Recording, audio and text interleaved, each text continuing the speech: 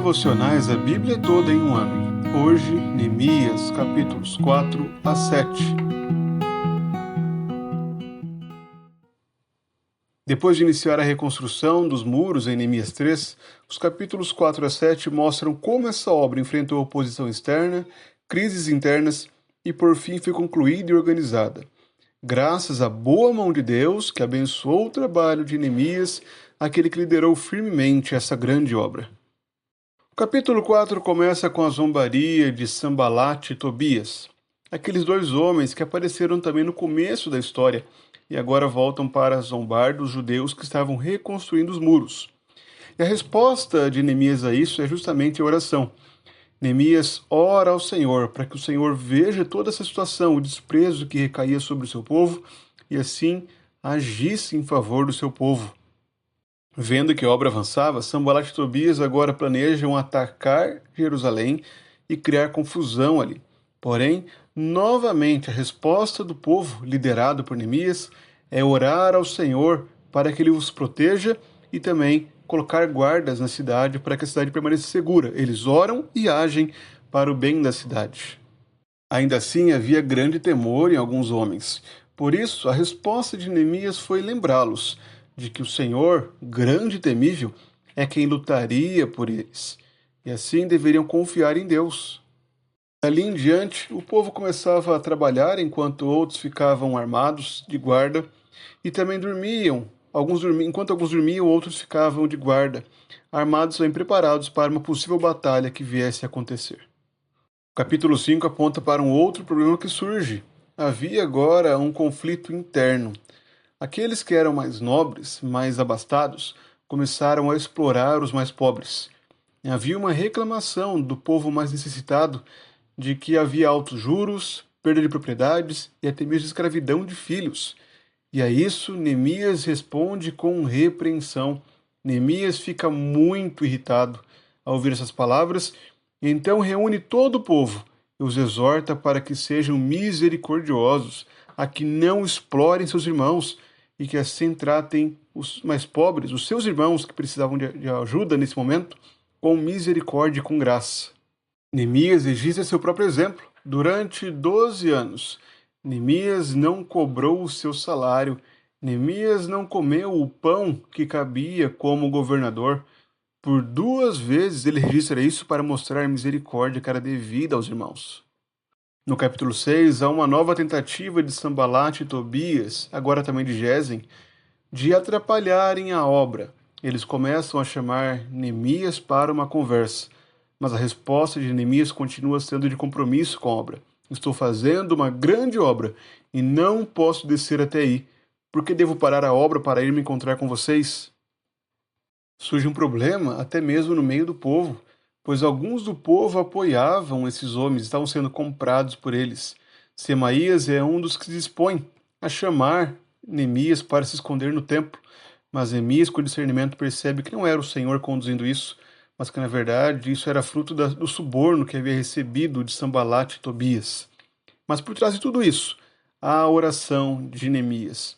Nesse capítulo 6, Neemias ora ao Senhor para que fortaleça suas mãos e também ora para que o Senhor se lembre de Tobias e Sanbalat e haja contra eles.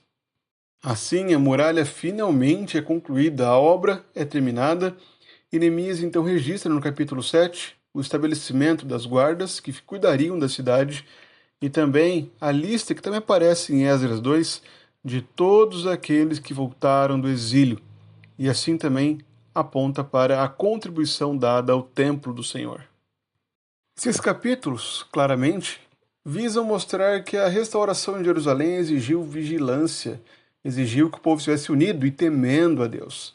Diante das tantas ameaças de inimigos e as crises internas, o que era necessário era que esse povo continuasse na dependência do Senhor, reconhecendo que a obra não era deles, mas sim de Deus, e assim continuassem trabalhando e agindo nessa dependência do Senhor. Para os leitores pós-exílio, isso trazia esperança. Deus protege e conduz sua obra, mesmo em meio à oposição e às crises. E o povo deve então se manter fiel ao Senhor, unido, dependendo de Deus em toda essa boa obra. Essa grande obra reflete justamente aquilo que Cristo realiza em sua igreja. Neemias lidera uma obra de restauração que antecipa aquela reconstrução final do povo de Deus que se cumpre em Cristo.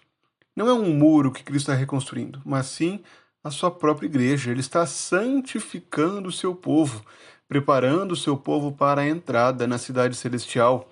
Assim, esse retorno e reconstrução são cumprimentos daquela obra parcial do Testamento, mas que agora é plena em Cristo. Cristo cumpre plenamente as promessas de Isaías e Jeremias de uma reconstrução. É em Cristo que a nova construção, que a nova aliança é firmada, não com aqueles que voltaram do exílio, mas com aqueles que creem e depositam a sua fé em Cristo. E nós, que somos pedras que vivem, temos um dever: o dever de sermos revestidos de toda a armadura de Deus, para que assim sejamos preparados para batalhar pelo Evangelho.